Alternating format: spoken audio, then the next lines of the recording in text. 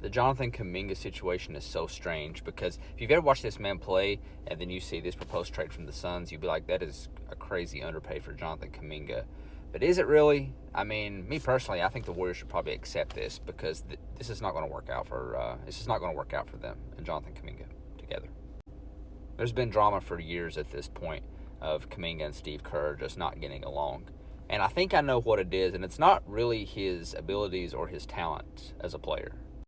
Because if you've ever watched him, I mean, he's a good player, and he's a great archetype for 2025. A long wing can kind of do everything, super athletic, decent defender, kind of got a little bag work, in the paint here and stuff, kind of tough-minded, but it hasn't ever worked out. So you got to ask yourself why. Why has this not worked out with this guy? I mean, he's solid.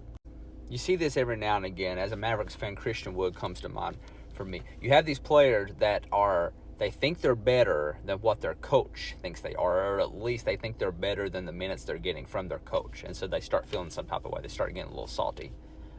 Jonathan Kuminga is probably right in this situation. If he was on a rebuilding Wizards team, I mean, he'd probably be averaging like 25, 7, and 4 or something like that. Pretty easily, I think, because he's that good. But, buddy, you're playing on the Golden State Warriors with Steph Curry, Draymond Green, and the past Klay Thompson. So buying into your role is more important than your individual success right now, at least to Steve Kerr. There's just a disconnect between what Jonathan Kuminga wants and what Steve Kerr and the Warriors want. Steve Kerr's job is to make the Warriors great, not necessarily make Jonathan Kuminga great. If those two things align, then yeah, of course. But Jonathan Kuminga is worried about himself. So Warriors, you probably should accept that package from the Suns because y'all are not going to come to an agreement on this. There's just no shot.